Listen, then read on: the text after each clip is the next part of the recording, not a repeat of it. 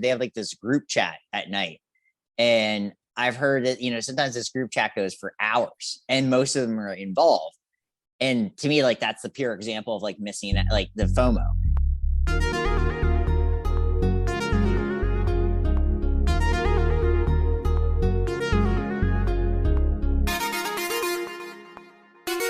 Coming to you from the sandy shores of Santa Barbara, California, and the mean streets of Western Pennsylvania, this is the BXG podcast, where pop culture and nerd culture meet at the nexus of the universe and are melded as seamlessly as missing out on things and not being able to row a rowboat. I am one of your hosts, Bretton Bestwick, alongside my co-host, the Portuguese explorer himself, Gregory Filson. How are you tonight, Greg? I'm doing all right. I'm just painting doorknobs over here. But yeah, I'm doing okay. What a month this week has been, but here we are. How are you, Bretton? Oh man, to wit, it has been. Yeah, what a year this day has been. It's just it's crazy out there. It is because there's a war happening. Yeah, like between the players union and the MLB executives. Yeah. There's a war happening. We talked about it last week because I think it was right when the invasion started. And there's always war in the world happening somewhere, civil wars, or whatever. But this just feels different because it is two like very known Western countries, or at least Eastern European, Western. I suppose not. They would be on the eastern side of the eastern side, meridian. Although it just feels different. And it also is, there's nothing funny about it, obviously, because there's like civilians being, having to flee their homes, and there's civilians dying, and, residential areas being hit with ballistic missiles and things like that.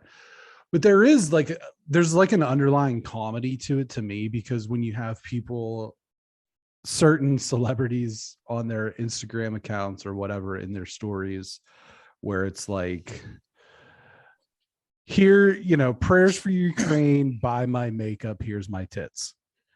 Yeah, like, that's the order of operations. Yeah, I won't say the Instagram person, but there was literally, I made a joke to, it was not Kim Kardashian. My example was. Mine.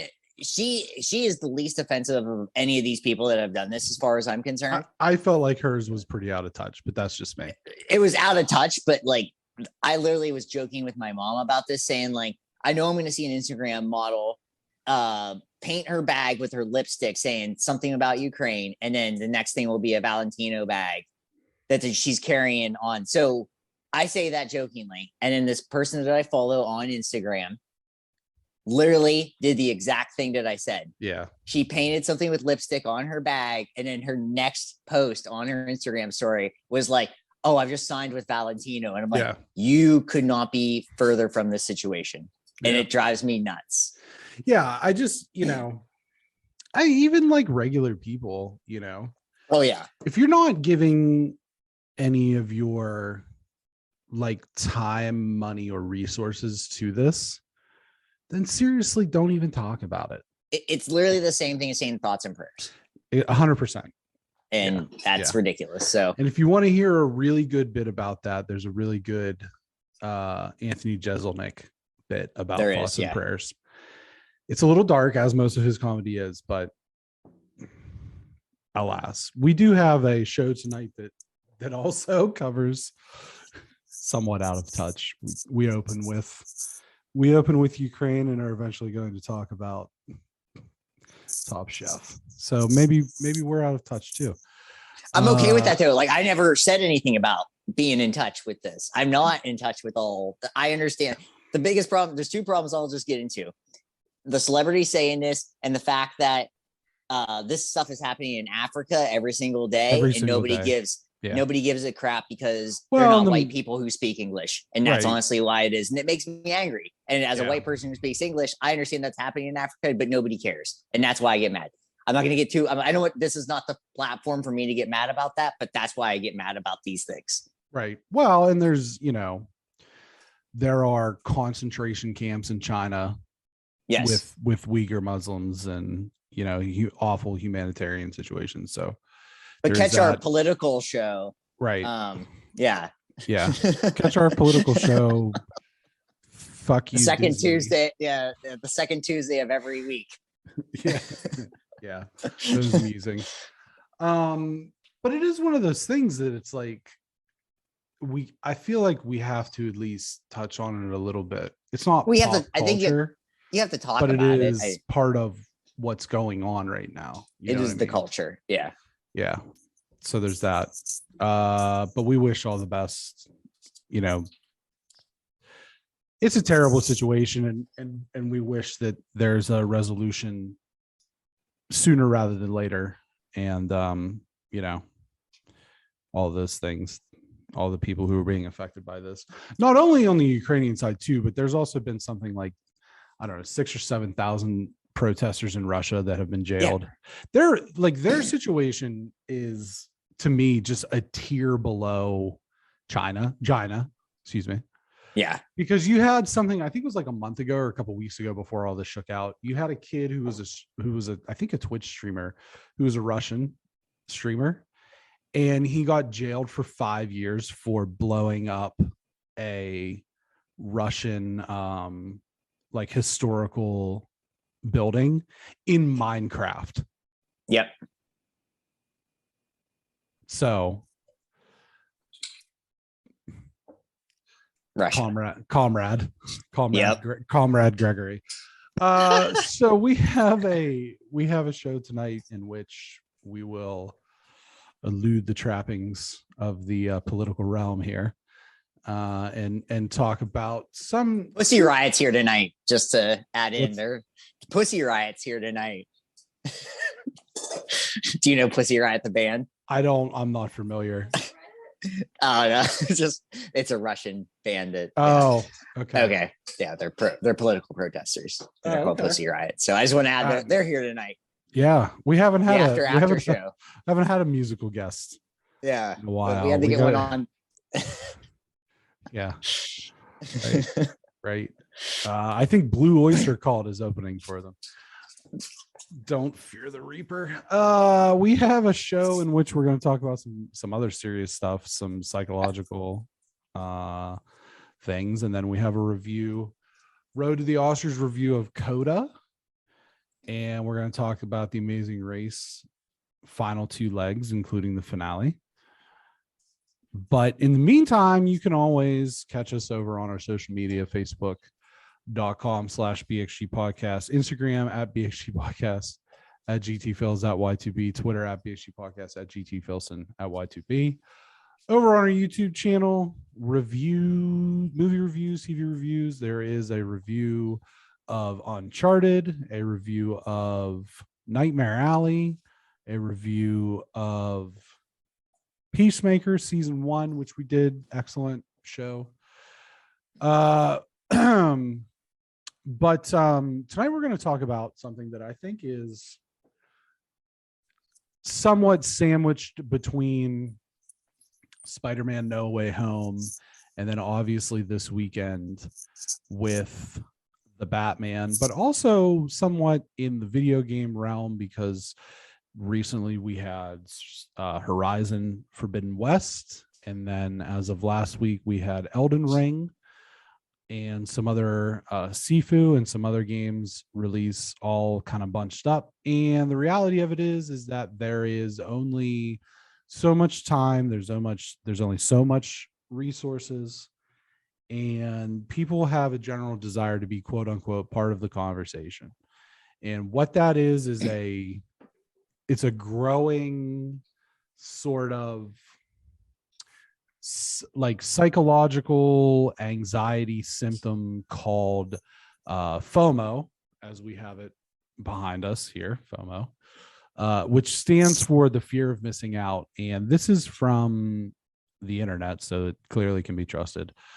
But the fear of missing out is the feeling of apprehension that one is either not in the know or missing out on information, events, experiences, or life decisions that can make one's life better. FOMO is also associated with fear of regret, which may lead to concerns that one might miss an opportunity for social interaction, a novel experience, a memorable event, or a profitable investment. It is characterized by a desire to stay continually connected with what others are doing, and can be described as the fear that deciding not to participate is the wrong choice. FOMO could result from not knowing about a conversation, missing a TV show, not attending a wedding or party, or hearing that others have discovered a new restaurant, for example. FOMO in recent years has been attributed to a number of negative psychological and behavioral symptoms. And to further elaborate, FOMO has increased in recent times due to advancements in technology. Social networking sites create many opportunities for FOMO. While it provides opportunities for social engagement, it offers a view into an endless stream of activities in which a person is not involved. Psychological dependence on social media can lead to FOMO or even pathological internet use. FOMO is also present in video games, investing, and business marketing. The increasing popularity of the phrase has led to related linguistic and cultural variants. FOMO is associated with worsening depression and anxiety and a lowered quality of life. So I bring this up this week for two different reasons. Number one, and kind of like I said, we're in the middle of Spider-Man, Batman, all these games, all these shows, you know. So it's a time where when you are kind of like media type people like we are, that you just have to pick and choose a little bit. But the other reason that I wanted to bring this up is very more specifically geared towards the demographic of people that both you and I work with in our day jobs, you being a elementary school teacher, and then me working with more teenagers, that sort of thing. But this is like a real thing. I mean, is this something that you see, you know, in your classes? Like, I mean, you were telling me the one day about how all the kids have like their phones and iPads and shit, which was just mind boggling to me. Well, they do, like they have their iPads, and they actually have this, I don't know if it's through their iPad or through their phone. I mean, there could be a lot of things, but they have like this group chat at night. And I've heard that, you know, sometimes this group chat goes for hours and most of them are involved. And to me, like, that's the pure example of like missing, like the FOMO. If one of them's not on there, they miss out on the chat. They might miss out on something, you know, if they're, you know, making fun of me, something I did that day, which, you know, today I was, you know, I had some allergy meds and it stuck with me and it messed me up, and I couldn't figure out a multiplication problem today correctly because my brain just was so fuzzy. Usually I'm fine with that. And I made a joke about it. And so like I could see them, you know, pointing at that, other things, whatever. I mean, like they're kids. I mean, you know, 10-year-olds, we all made fun of our teachers or whatever, you know, behind their backs. So I'm fine with that. But there's definitely something you see with that, with them. They're definitely, I think 10, because that's where, you know, the age they begin at this grade and then turn 11. I think 10 is probably the first time where that's really starts to come into play. FOMO. You really start having your friend groups develop. You start to see other people. Maybe you're like a little bit more trusted with your parents to go on a bike ride with just your friends and not have people around and all that kind of stuff. So I think I'm glad you brought that up in that way, because this is probably, I'm dealing with kids that are probably right at the start of FOMO. And then you and I are maybe at a part where we are nearing the end of our FOMO existence. And at least it's sort of how I feel about it. I mean, you and I are different on things like that. I mean, you're not so much caring about people missing out on, or you're not someone that cares about missing out on as much stuff as probably I do or have. I definitely changed on that. Yeah, it's different. And I'll get into like my own personal thing about that. But on the kid side of things, I think 10 feels like the first age where you start to feel that feeling.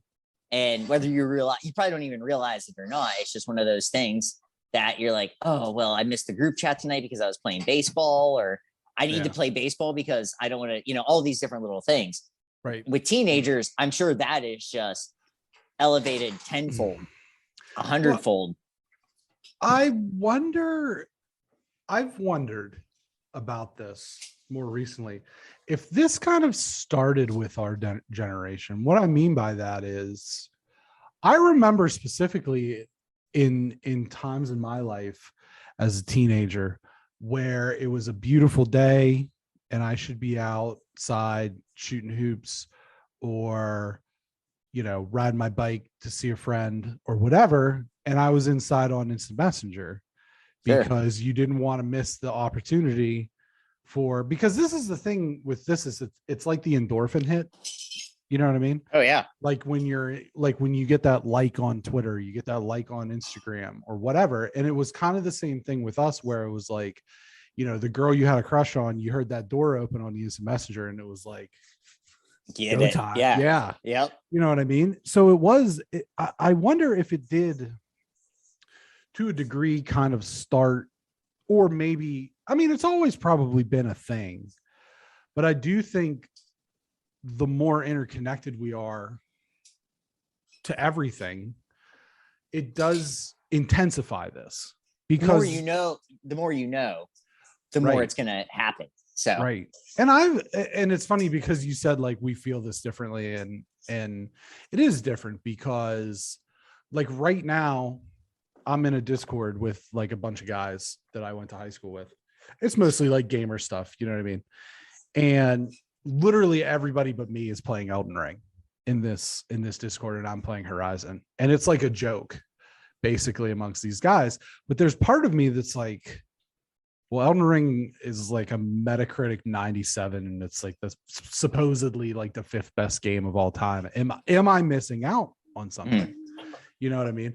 But then the smart thing being is I know what kind of game it is. I'm just not that interested. So I like bat that down to the side, and I don't, but it comes up. I'm like, well, it's only 65, like that whole thing. It's like the internal dialogue. And I think that's where, especially for kids like your age, not you, Greg, right. But kids I have, but the kids that you have. And then, yeah, the kids that I have too, it's like, because you're in that stage where you're in the hierarchy of needs, where you're developing, like you said, developing the friend group and developing those social needs. And if you feel like more often than you're missing out on something, it is going to be damaging to you. And I know, just being in the field, that mental health diagnosis amongst adolescent and teens are so much more prevalent than when you and I were that age range. Oh, sure. That sort of 12 to 18. And I do think a lot of times it is the social media stuff. As it keeps us so connected, it also tears us apart. Sure. Yeah. Anything like this where you have to, anytime you use your brain too much, that's where things become a problem. Yeah. When it's all you can think about, and I think, to bring that back to us, for me personally, my biggest fear of missing out was probably about 10 years ago. It started where I really got into craft beer, just super into craft beer. Yeah. Thought you were going to say crack. I never got into crack. Into crack. I've never done hard drugs. But I got super into craft beer. And so anytime a big release happened, it was in Pennsylvania, the big releases weren't as big of a thing, but I moved to Texas and I would get some big releases. And then I moved to California, which is, California is really known as like the craft beer capital. And whether it was beer, it was either because of the scene of like the breweries themselves here, like Pliny the Younger is a really popular beer, or just the releases of other beers. California has a really good distribution. And like I was on the craft beer app that I used to have, and I don't use that anymore because I found it to be too much. But I was in like every beer I put on there, and it's like the day something came out, it's like, I have to get this beer. I have to drink it. I have to rate it. People need to know that I'm having this. And that was like really the biggest thing for me. Like movies and stuff, I always like to see movies no matter what, whether I thought people were missing out. I just like the experience of seeing a movie. It wasn't necessarily for other people's involvement. This was something where I took it so freaking seriously that there was a point where I like, and now I'm not as much like that because I'm just like, no one actually cares. Like I'm the only person that cares about this. I came to that final realization where I had a beer I'd never had before and I posted it and it got like less likes than me doing like just putting a pizza bread up, and it's like, okay, this is really where it kind of comes at. And that was a good point you made where like that like button gives you that adrenaline rush. And but that took a while. Like I still like craft beer. I'm enjoying a nice craft beer right now, but there was a point where like 6-7 years, I was like addicted to it. Like it was not addicted to drinking beer, but just making sure I was having the beers that everybody else was That's having. called being an alcoholic. That's called being an alcoholic. But I was addicted to like making sure that when a beer came out, I was on it. I was one of the first people to post. Like I was obsessed with it. I mean, I still like having a great craft beer that is, hard to come by, but I'm not seeking it out as much. I'm not going out of my way as much as I do. I will do that here and there. But I used to go very hard about it. Like it was get up early, stay late, whatever I had to do. And to me, that was my biggest thing that I really was into was in that case of FOMO. And it was weird. Like I will like going, like thinking about it now, like, and then going back on like that app that I used to use and I look back at it. I mean, it was crazy. It was but I understand FOMO with other people because of that. And for me, it was like, it was cool to me to be like, oh, I was the first person to put this Goose Island, Bourbon County style in something I followed or whatever. And now it's like, okay, no one actually cares. Like, it's like, cool, you had it. Good job for you. But like, it's not a big deal. And that's one of those things I think that is the biggest hurdle in overcoming this and why it's so difficult for kids or teenagers to overcome this is because you have the realization that nobody gives a shit. Yep. But that's a hard pill to swallow. It's super hard when you're 15. You know what I mean? It's like you put up a picture, you feel like you got the lighting right and the right filter and all that bullshit. And then it's like, well, Becky didn't like it. Yep. So what's it matter? Wrong? Yeah. And it becomes like a thing. I mean, I was on this kick for at least 8 years. I would say it was probably just over the last 2 years where I really started falling off of that. And so this is a good 8-year period of my life where I was like obsessed with something that was completely trivial and meaningless. I mean, it really was. And it's weird to think like that, but I think like so much of, for me, it's less about missing out on an experience or being first to something and being like not being part of the conversation in the sake of the podcast. So like, originally when we started, we were like a full week behind on the challenge. Right. And we made the adjustment because we wanted to be more timely with that. And that's sort of the thing where I'm like, well, hell, I mean, there's no point in even doing a Venom 2 because I'm not going to see it. So why would we even review it? Right. You know what I mean? And then, so it's like, we don't get to be part of that conversation or whatever. But like the eye-opening thing for me maybe was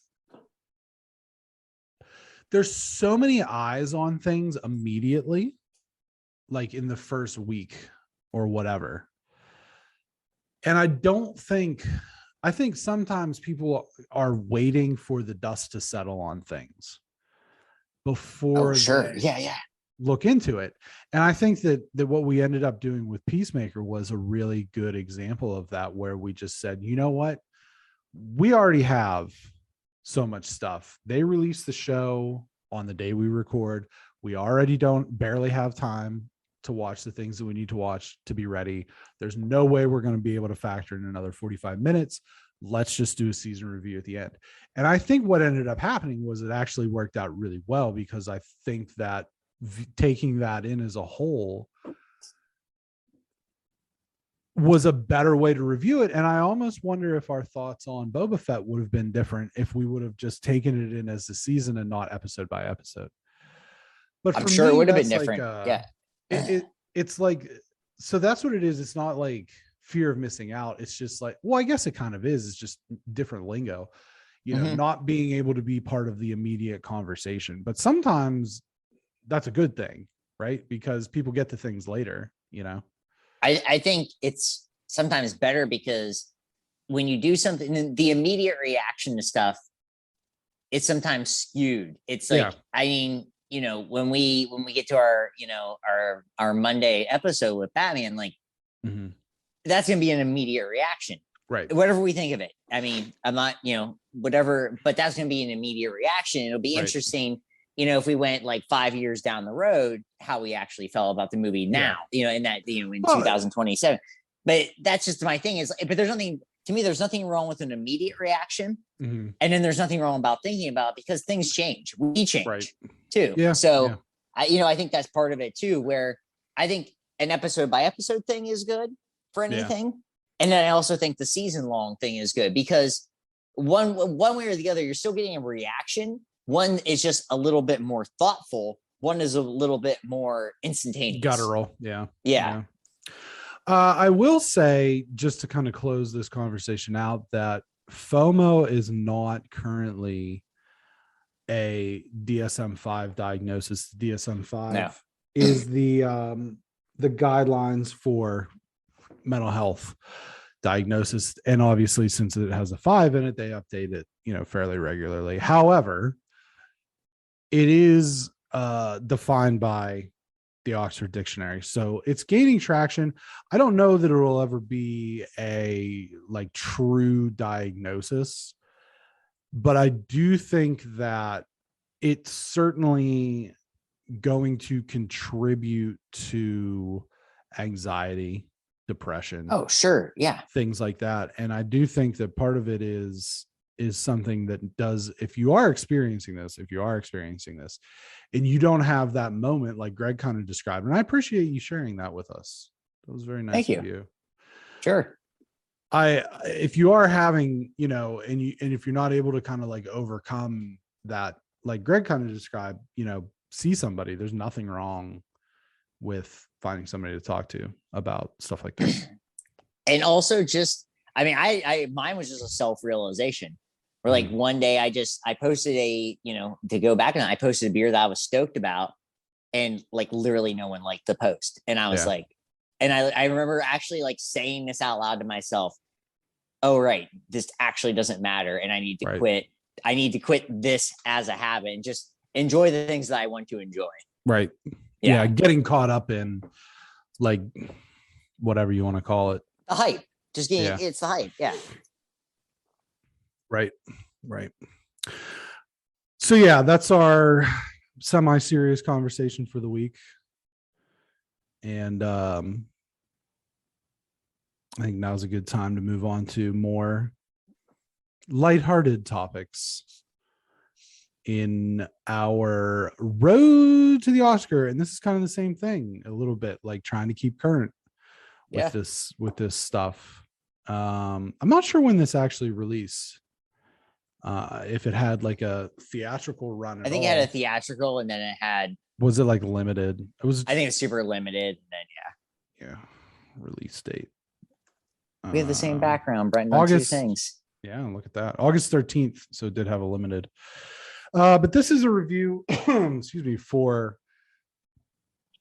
CODA, which was nominated for Best Picture at the Oscars. It also did very well at the SAG Awards. Ruby Rossi is the child of deaf adults, or CODA, and the only member of her family who can hear. The burden of translating for her family falls on her, which takes a left turn when she discovers her gift and drive for singing and music.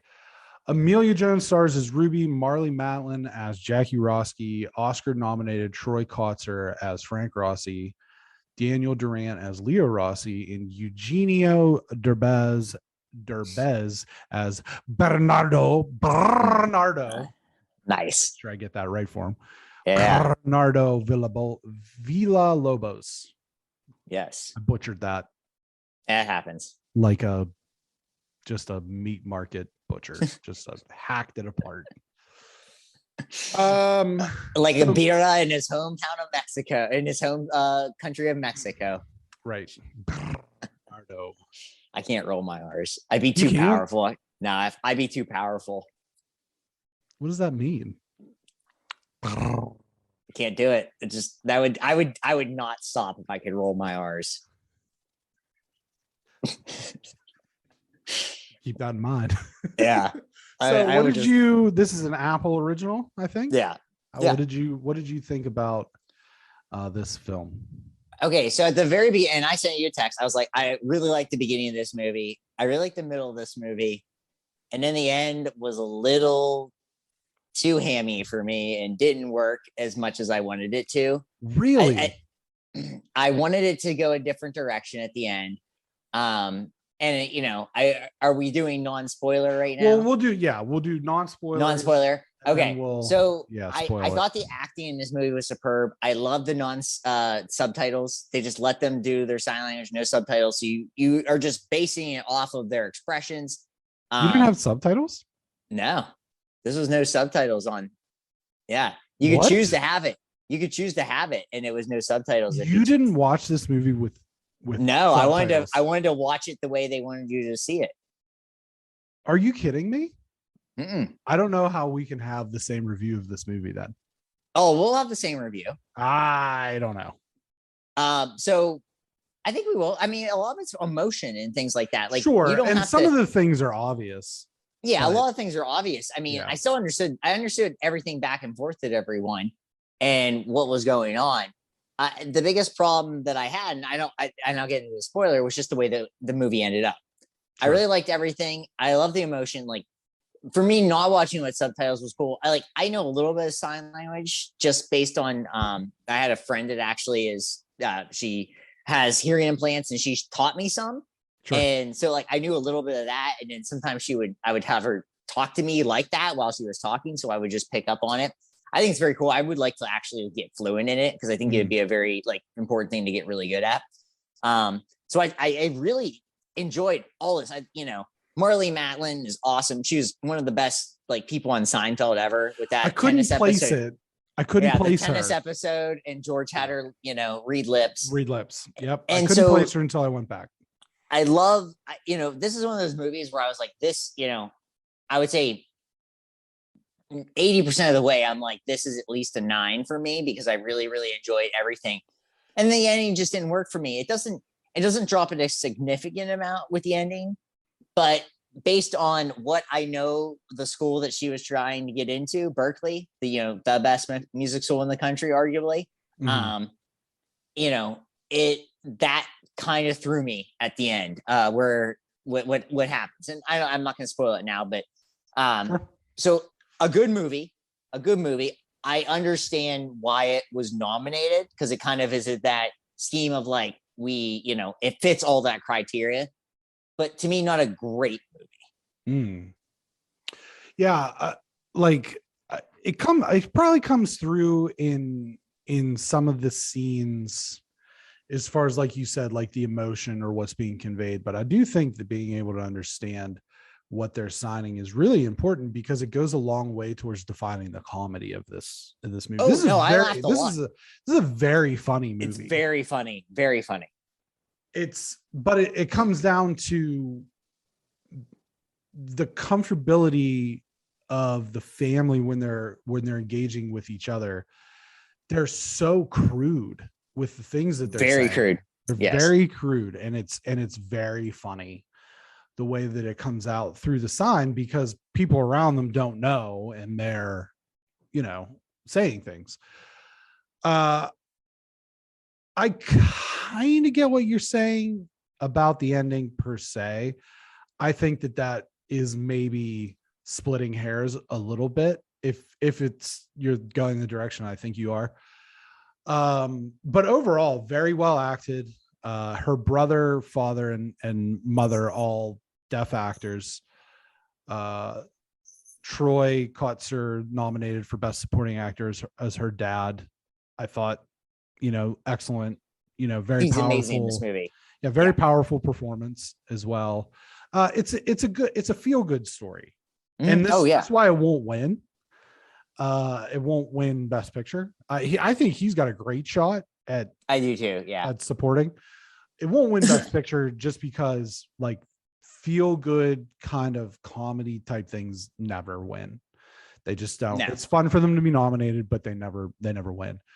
But I will say that I thoroughly enjoyed this movie. I had the subtitles on, and if that's the way that you choose to go, definitely don't have your phone with you, because if you get into that FOMO thing where you're checking your Instagram or Facebook or whatever, you're going to miss something, because there's a lot of subtitles. But I really enjoyed it. I was not sure like what to make of it at the outset, and I was in like first 5 minutes. I was good. Yeah, I told you. I think I texted you 5 minutes in. I was like, I'm into this. It picks 100%. Up quick. It moves pretty quickly, in what I would say would be a good way. Yeah. It is only, to my knowledge, I think it's only on Apple right now. I don't think you can get it on like Prime or anything. It's just on Apple, like being able to buy it or what have you. But excellent movie. And now we're gonna spoil it, which this doesn't mean spoil. I mean, this means clapping. Yeah, it means clapping. So this is where I'll get into it. Is I went to a performing arts school, right? That was not Berkeley. Right. Okay. Still a very well-regarded performing arts school. That was, when I went there, it was the #2 dance school in the country, and it had a really good musical program. I knew people that made it to at least New York City to do plays, Broadway. I think 1 or 2 people I graduated with were like close to Broadway, didn't make it to Broadway, but close to Broadway. So I've been there for auditions. That explains your chicken dance. That explains my chicken dance. Right. And so I've heard people audition for the school. I've been to my friends actually competing for things and sat on it. And the problem that I had, and as much as I love this movie, and I will say the scene where her dad touches her throat while she's singing. Yes. If that doesn't do anything if you do not, I mean, I cried. It was a great scene. The way they build up to that is great. I mean, it gets you. I mean, if you have anything at all, it's like I say now, I used to not cry at all. I never even, it felt like Jerry Seinfeld for a while, where I didn't know what the salty discharge was. And, and then I hit 31, and for whatever reason, I just like, everything makes me cry. I don't know why. Right. Yeah. But, maybe it's probably a sign of maturity. I'm guessing that's probably what like a psychologist would say or a psychiatrist would say. Who knows? But anyhow, that scene hit me. I thought that scene was awesome. I loved it. Yeah. And and so that scene hits you very hard, and you're like, oh, we'll see how this ends up. And then she gets her audition at Berkeley. And like I said, one of the best music schools in the country. And I thought the performance, while everything was like, okay, to some degree, it was a little too cheesy for me. I didn't think, like, her parents being able to sneak upstairs and her family being able to sneak upstairs, that's okay. That's one thing. But the thing that actually struck me more than anything was that she wasn't that good. She was good, but it wasn't, to me, something that would get you into Berkeley. Let me ask you this question then. Yes. Do you think that if it had been any other school or just a fictional performing arts school, would you have bought it more? Yes. Okay. So here's where I would kind of like, maybe, I don't want to say challenge you, but no, just spin it a different way. Is I think that it was important because they were a like northeastern fishing business. It was important to be set like near Cape Cod, near that part of the country. And so if you're in that part of the country, that's going to be the go-to for that. Like if you're really smart, you're going to go to MIT or Harvard in a movie like this. Or you're going to go one of those. Yeah. So it is. And I totally get that. It was a geographical choice as much as anything else, I think. And I get that completely. And this is picking nits. This to me is just picking nits. But that's what you have to, I think that's, to me, that's distinguishing a good movie to a great movie. And it's just, this is one of those things where like, I would have liked if she does the performance and they're like, you're really good. maybe you're waitlisted, something like that, or you're not necessarily good enough to hear, but why don't you go to this school and then a year from now apply and see how things are going. That's where I was at with that, where I mean, it's Berkeley. It's a school to me. This is based on a true story, isn't it? I actually don't know on that. I believe, or a novel. And that was my biggest flaw with this movie. It was just that ending did not live up to how good everything else, how believable everything else was when that final performance. And she's a good singer, but she's not a mind-blowing singer in that final performance. So that's a picking nit. But to me, that's what you have to do with movies that win the big awards. Right. Yeah. Yeah. I no, not based on a true story. Aspects of the movie mirror real life situations, which is the case in a lot of movies, especially Fast and the Furious movies. Anyway, oh yeah, my day-to-day life, everyday life. I think that, like I said, really great movie. Yeah, it's so great. It's a very good movie, is what I'll say. Here's the thing about this movie is, because it's nominated for Best Picture, I just kept assuming something horrible was going to happen. So, for example, when they were jumping off the cliffs, I was like, oh, well, she's going to hit her head and then she's going to be deaf too. Or the boyfriend was. And maybe that's just something being me. No, that's not you. I think that's Academy though. But that's what I just kept like, okay, what bad is going to happen here? What thing that is bad is going to happen to ruin the happy ending? Because movies that get nominated for the Academy Award never end happily. I will cite very specifically Don't Look Up. That ending is so unhappy that it still makes me anxious thinking about it. Yeah. But from that point of view, it was like, it's very funny. It's very heartwarming. Super funny. It's a coming of age story for Ruby. And it kind of shows that, I guess that's the one thing that I maybe think that they could have highlighted a little bit more. I mean, they did take the time to highlight it, especially with the scene in which her dad was basically telling her boyfriend, not boyfriend at the time, gotta wrap it up sort of thing. And then it got out into the school. But I do think that there's probably a level of scrutiny that goes with being the only hearing child of a deaf family. And I think they touched on that a little bit. I guess they didn't go overboard. It might have ruined the tone that they were going for if they had gone into that specific situation a little bit more. But overall, I thought that they did a very good job of demonstrating what it would be like growing up with this circumstance, the difficulty it would be to be so relied on by the rest of your family, to the point where she had to make the choice. It's like, it's either me or my family. And then ultimately, the moment that you had mentioned where she was singing and her dad was, holding her. And that's a very powerful scene. And that's the scene where it's like, that's why he's nominated, as much as anything else, because he does just tip to tail, stem to stern, some would say. Yeah. Stem to stern. Little boat reference. Gives a really great performance. But overall, I thought that this movie was very good. I give it probably an 8.5. And mine would be a 7.5. That's where I would give it. So that puts it at an 8. But it's an 8, yeah. So it's a solid B plus. That's a good grade for a movie. Yeah. Yeah, it's not. I'll be interested. I don't know how many we'll get to watch. I'm going to see Licorice Pizza. Yeah, we're going to try to watch as many as we can.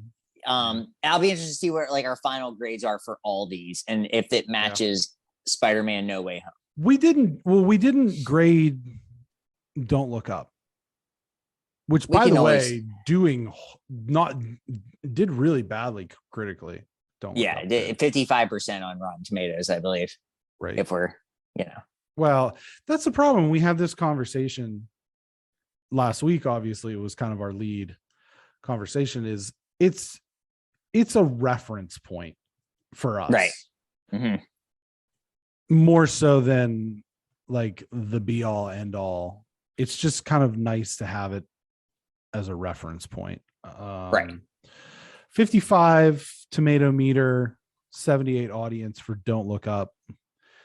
And then just as a reference point as well, CODA 95 critical, 93 audience. So there's that. It's really good. It's really good. It's so crude at times. Yes. That's really what I think makes it probably like it's a good, I think it's a good movie. It would be a good movie to watch with your significant other just because of the fact that it's so crude. It's funny. If Right. you're Oh, not yeah. like the type of guy who's into sort of like the heartwarming story per se, Mm-hmm. it's like they're so crude to each other that it's very funny in that way. But I also think, like I said, it's a very heartwarming sort of deal. What would you give Don't Look Up? I probably would give it a 7. Yeah, 7, 6.5 Seven's- maybe. Yeah, I'd say 6.5. 7's good Yeah, because the performances are still really good, and Right. that has to still matter, you know. yeah, some of them. Yeah, no, I guess they are. Yeah. So yeah, it grades out to an 8. I give it an 8.5. You gave it a 7.5 for CODA. Nominated Best Picture. Nominated Best Supporting Actor Troy Kotsur. Apple TV. Check it out. Check it out. Certified. BXG approved. Which brings us to our final main topic tonight, the Amazing Race 2-part finale.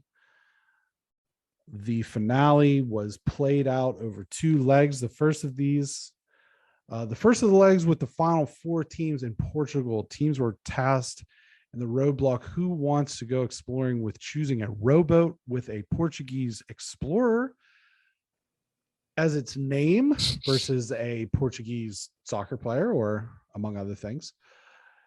And then row that boat to a dock. Excuse me. It was not Iran's finest hour as he was unable to row his boat.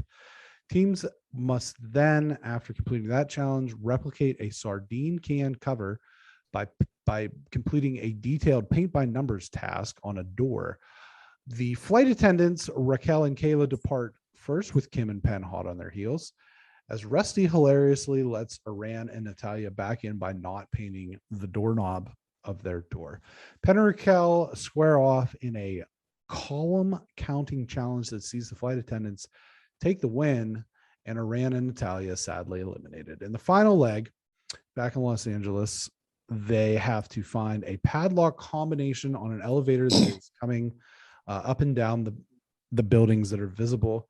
It quickly becomes a 2-team race as Rusty makes a critical error and not figuring out the riddle. The teams must then compete must complete a guiding challenge where one teammate guides a blindfolded teammate in smashing piñatas for clues. Raquel and Kayla leave the challenge first and head to a sound effect Foley challenge where they must sync to 5 classic race scenes.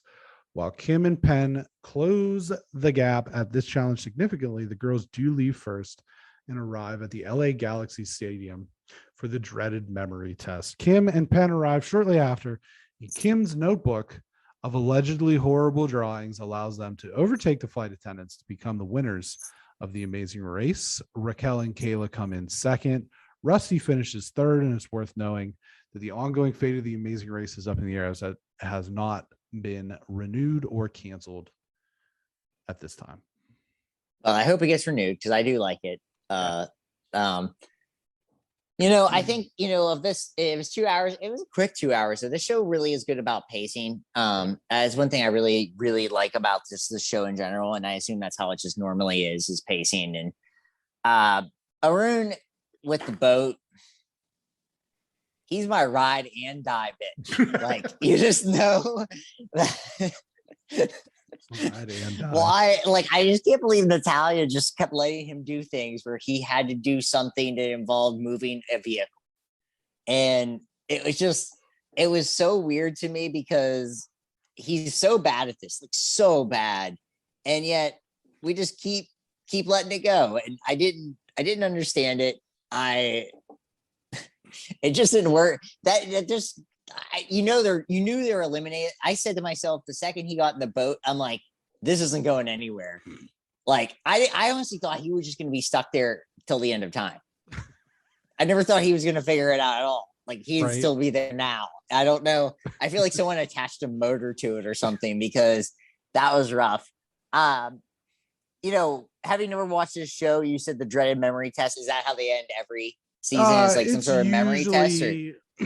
It's usually some type of test in which it is something that you've dealt with throughout. Like, sometimes it'll be put the flags in order of the countries that you visited them in, or one it was, what was the person, because there's always somebody on the mat with Phil, right?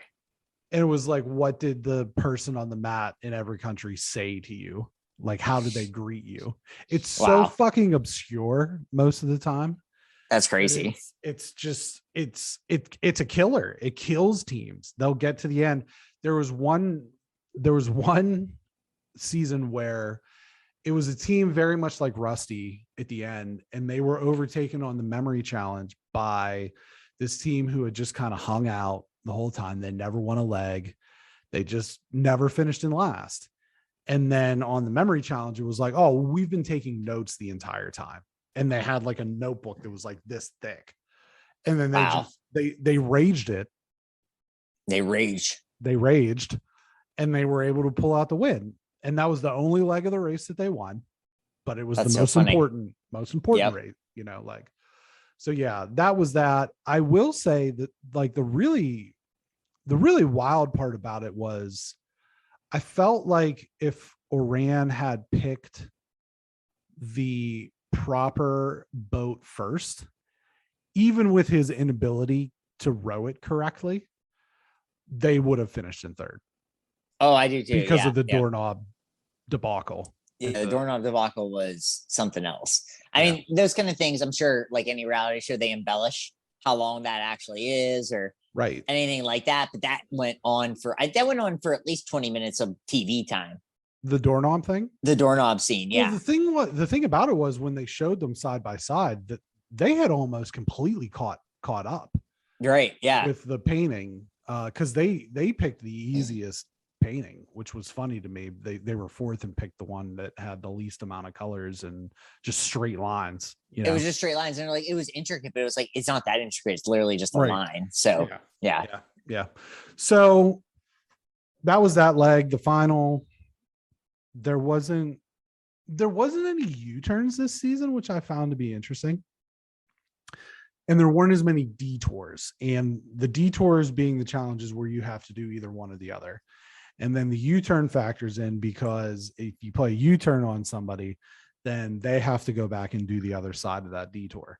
That's fine. So there wasn't any of those. There wasn't any of the like time capsule things or any of that. So yeah, I mean, this season was really truncated. It missed a lot. They only did 7 countries. It's usually many more than that. And they were only in either America or Europe.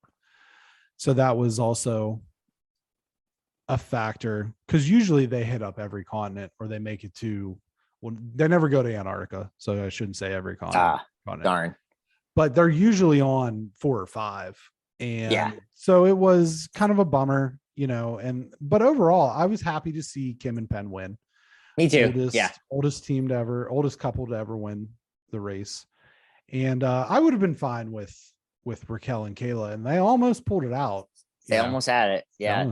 That challenge was tough. I mean, the memory challenge is like, it's one way for us to look at it and be like, I can't believe you don't remember that. But like, this is all happening in real time. You're stressed out. All those different things play in. So, I mean, it was tough, but they did a good job. But Cal and it was one of those things where, like, we initially were like, boy, they're annoying, but it's like, it felt like once they came back from the COVID break, they were less annoying. I really felt like that, and they deserved to win. They were really good. They had a good overall, like, average finish, and good for them. Good for them. Yeah, I think they won at one point. They had won 3 legs in a row. Yeah, they won 3 legs in a row. Yeah, Yeah. So, like we said, the fate is up in the air. I certainly don't think that there will be an amazing race season until the entire world is kind of some semblance of normalcy from Right. Yeah. COVID. And also, we don't want to be running roadblocks and detours in the middle of World War III. So that's probably another factor. But we're just going to move on real quick. We finished last week with Celebrity Big Brother. This week we're picking up Top Chef. The first episode was Thursday as we're recording, and then the second episode will be next Thursday. We'll likely be a week behind on Top Chef just because of the time in which it records or it airs. The other one is we'll pick up next week with Survivor. But here's where the standings are. We picked up an expansion team, Nicole McAfoos. She has 0 points, which outpaces my -12 points from Celebrity Big Brother. Let's see here. John Kish, 13 points after Celebrity Big Brother. Greg had 14, Melissa had 15, Janie had 16. So everybody was kind of like, it's a box and whisker chart is what this is. Everybody's kind of bunched up in the middle, and then there's two drastic outliers. Me on the negative side, and then Ty with 42 points on the upper side. It's gonna be difficult to catch him at this point. That's a substantial lead. But we have Top Chef. Let me ask you this, pick, because you came away with Chefs Chan and Kung. What made you gravitate towards those picks? Honestly, it was where they're from and then where they're cooking now, and what I expect people from the restaurants they're working at. I honestly looked at their menus, the restaurants too, and I thought the food was innovative at both places. Sure. And innovative without being too crazy. And with my experience with Top Chef is that you want to be innovative, but you also have to be quick. You know, you have your quick fire challenges. Right. And then the actual meal itself can never be, a lot of times if you get too finicky with what you have, it doesn't actually taste good, or you forget to put salt on something. Like this happens on Top Chef, where like people get so in the weeds, to use a restaurant term, about everything, they literally forget to salt something. Yeah. And so for me, I'm glad that with the picks I have is that I feel like they're cooking, their style, the restaurants they work at is solid and comforting without being too pretentious, where I feel like maybe that may be a falling out with people that I've liked before in the past on this show. One of my favorite was Michael Voltaggio. His food was like that. And so I always kind of base it off of things like that. And there's been other famous people that have won. So that was my reasoning for my picks, and why, I think I feel very confident and watch, my chefs go out week 1 and week 2, but I feel very confident on that. But this game is always tough, because how can you know these chefs that well? Right. We don't know a lot of the stuff on any reality show, but this one may even be more weird, because it's like, how many people actually do this kind of cooking at all? And then because it's mostly very like classical French. It's classical French, or it's hard Asian. Yeah. I mean, that's usually the thing. And there's a little bit of barbecue in this now and stuff like that with the Houston. Yeah, this thing. one's in Houston. I'll be interested to see how much that plays into things living in Texas, and how barbecue is the biggest thing there. Other than the high school football. Right. It'll be interesting how much that kind of plays a role, because that's the one thing I really love about Top Chef is if it's in an area, it plays to that area. Yeah. Yeah. The last season that I watched was Seattle. It was very seafood driven. Right. It's not just because, we're picking. No, it's like, we're in Houston. We're going to make it Texas. It's going to be meat heavy. So it'll be fun to see what they do. And I'm excited. I haven't actually watched Top Chef in a while, just for different reasons. And I'm excited to get back into it. Yeah. Yeah. I picked one of my picks was Chef Shanti, and one of the things there was just James Beard rising star. So I kind of gravitated towards some of the more accolade type things, but the reality of it is a lot of these people have they got something different accolades, but I I went with that just because of sort of the name recognition of James Beard. If you watch these shows, you kind of it's know huge. that's a big deal. So we'll have that starting next week. Media recommendations. Is it really heavy movie week for us here? Just mostly we didn't do a lot of other things. So Killing Them Softly, it's a movie from about 2012. Brad Pitt is kind of this hitman, really good. Has kind of like this political aspect to it too. The Secret Garden, which was based off a 1911 book about a girl who finds a secret garden, literally, and how it transforms people in her life. It's very good. The movie is very good. The book's a little weird, actually, because it's set in 1911. So there's some things that are there. They should. You know what they should do? Yeah. They should make a movie about it. But instead of it being a secret garden in 1911, it should be the semi-autobiographical tale of a boy growing up during the Irish Civil War. They should do that. They should do that. One boy's experience. They should Belfast get that out. Yeah, they should get that out as Belfast as they can. Belfast and the Furious. Genius. Also, just still watching that. It's really good. I mean, the music gets stuck in your head. Enola Holmes, watch that. Have you seen that? Is that the new one? Just the original one. So if you recall, I actually watched it when it came out and I talked about it in the media. I thought you watched it. I said I didn't really like it. I couldn't make it to the end. I liked it fine. The thing that I liked about this, it was a different Millie Bobby Brown than I'm accustomed to. So that helped me. I didn't, it's fine. I didn't like her talking to the camera. I didn't like that. Yeah, I actually. It was just stylistic. Yeah, stylistic choices. I didn't really care for. It was fine to me. It's enough for me. It's a good to me. It is a great. I want to look at my phone and have a movie on. Yeah. The FOMO movies. The French Dispatch. So glad that that's available to watch now. Wes Anderson. A lot of all the people he has in there, plus some other characters that your Timothy Chalamet's in that. It's just really good. I mean, if you like Wes Anderson, are you a Wes Anderson guy, Brent? Yeah. I feel like you. Yeah, Royal Tenenbaums for sure. Okay, so yeah, if you like Wes Anderson, we were talking about maybe doing a watch along of the Royal Tenenbaums and making Dallas do it just to make him miserable. That'd be funny. I would do that. If you like Wes Anderson, this is right up there. I mean, it's just as good as any of those other movies to me. What's your favorite Wes Anderson movie? Oh my God. That's a good one. The Fantastic Mr. Fox. Okay. I love that movie. Yeah. It's because it's weird because it's animated, but it's also as Wes Anderson is a Wes Anderson movie. What's his other? He did another animated one, right? It was the Isle of Dog Island. Yeah, that's good too. That's really he's good. That's just what it is. Yeah. Drowning Pool. That's a very good movie. The band. Let the bodies hit the floor. Let the bodies hit the floor. What a great. It's got Paul Newman in it. It's from the 70s. Just found it and never heard of it, but I love Paul Newman. And then we watched it. And then Kajillionaire is just a fun movie with some good people in it. Richard Jenkins is in it. And it's just this group of like shysters, essentially con people. They're poor and trying to get whatever they can. And it's just I wouldn't say feel good, but it's not a feel bad movie. And it moves along really well. It's just a good movie. Yeah. So what about you, Brian? Do you think that's where the band got their name? Drowning Pool? Wouldn't it be weird to just like love Paul Newman and like, we'll pick the most obscure. Yeah, the Sting was already taken. That'd be sick. I hope that's actually the case. Or what was his character in Cars? Because Doc Hudson.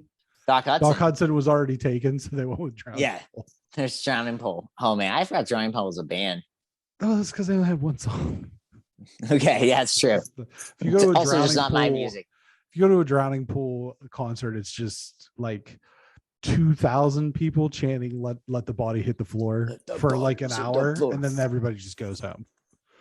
I mean, that guy is pretty raging. Concert. Well, rage. It's rage. I just CODA again, really enjoy CODA it. I would recommend too. Yeah, I would really enjoy it, or I would really recommend it because I enjoyed it. And then I'm just playing Horizon when I can. and I'm just busy, and I don't like. I watch stuff for the pod, and then I play games, and that's about it. That's what I do. Can I do a not recommendation? Sure. Belfast? Going to a work party on your weekend. I would not recommend that at all. Especially when your friends got lower bowl tickets to an NBA game. When you said that to me, like, I loved it. I love that you sent that to me because, like, yeah, that's a mean thing to do, but that's the respect that we have for each other. Is like, I am at this thing that I do not want to be at all. That literally like ruined my day. Yeah, is all I could think about is how much I did not want to go to this. Yeah, and so it ruined your day up to it, and then you go to it and you're like, this is terrible. Right. I don't want to be here. And like, I had to pay this absurd amount of money if I wanted to bring Janie. And it was like, that would have been stupid too, because it was like a barbecue festival and she's a vegetarian. So it was just like such a disaster. So do not go to work parties unless like 7 to 9 of your friends also are at your job. Otherwise, if you have that many friends, do not do it. Terrible. I have a great especially strategy. If you're a teacher. Especially if you're a teacher, that's even worse because you're seeing parents. Yeah, sure. I have a great strategy for getting out of work functions. You have kids. That helps. No, that's not what it is. Oh, okay. I've been using it for years. Most recently at the last Christmas party when they said, at the place I was working at the time, they said, hey, we're going to this really expensive Italian place for dinner and the company is going to pay for it. And so I said, I'm not coming. And they said, why? And I said, because I don't want to. You are so much better than that than I am. I wish I could do this. And additionally, I also said the company can't afford to feed me. That's true. I mean, this is the thing is like, this is literally a thing. It's like I never worked at a job where they had parties. Yeah. And then once I started having jobs where they have parties, I never went to go to them. Yeah, no, I just say I'm just like, no, I'm not going. And so now I told Janie that now we're just gonna plan something when I find out when this event's happening. Yeah, that I paid money for in advance. Sure, that's the coward's way out.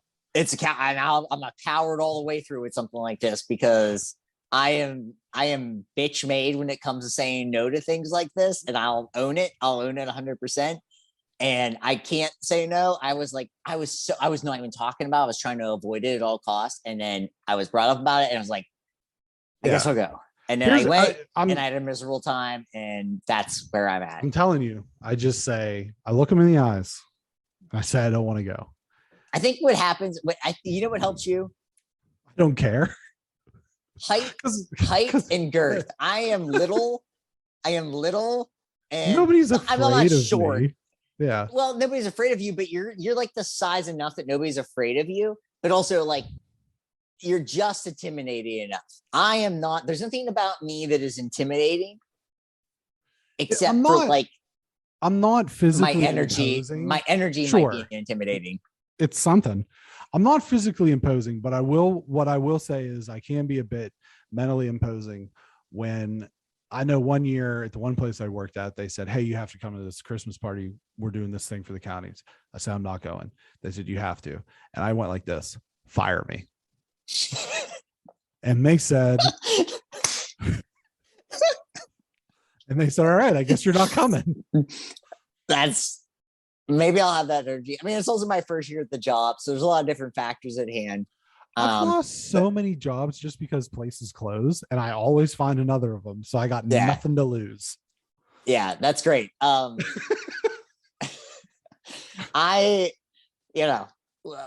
gone over my job stuff here before on Rise that. And grind. So rise and grind, man. That's all I gotta say. Rise and grind, and just say no to work parties. When you find out you have a work party, just say no.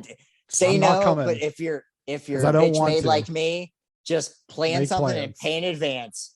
Yeah. Pay in advance. Say you already paid for something. I'll just go to a concert I don't even want to go to. I'd rather do that. Here's the thing. I wouldn't even go to the concert. I'll just say I paid money for a concert. I don't even have to go. Right. I say I did that, and I'm out. I'm busy. We're doing what? I don't know. I'll be in Cleveland. Pick a sport. I'll say that. I'll be like, I'll be in Cleveland. Pick a sport. People will respect you if you're just upfront. I just tell them I don't want to go. I don't need people to because respect me. I don't want to even hang out with you while we're working. What do you think? Right. I want to hang out with you on my free time. Come on, man. That's so perfect. Yeah. Not the fear of missing out there. Yeah, actually it is. It's a reverse fear of missing out. I feel like I'm missing out on my time to be on your time. Like I was the fear of missing out, staying home and playing more FIFA. Yeah. That's where I was at. What I'm at. That's what I do. Yeah. I fear that I may be missing out on the opportunity to possibly take a nap. Yeah. Just stare at a wall, which if someone gave me the opportunity, paint dry. You watch paint dry or you go to this thing, I'd be like, paint dry. Yeah. Let's make it happen. It's, 2 coats. Yep. BXG podcast publishes every Friday at 9 a.m. It's funny because we started out super serious and then we ended. That's what you get with the BXG podcast. Thirdly, BXG podcast publishes every Friday at 9 a.m. on Podbean, Apple Podcasts, Spotify, Amazon Music, Google Podcasts, and other podcast services. You can catch us on social media, facebook.com/BXG podcast, Instagram at BXG podcast, at GTFills, at Y2B, Twitter at BXG podcast, at GTFilson, at Y2B. That's WHY, the number 2 BEE. And on our YouTube channel, BXG Podcast, where you can see the review for CODA, Uncharted, Nightmare Alley, Peacemaker, and many, many more. I think that's it. We'll see you on Monday. We'll see you soon for the Batman. Your weekend hug. Just to leave everyone, you only fail when you stop trying. Fire me. Thanks for listening, everyone. Take care.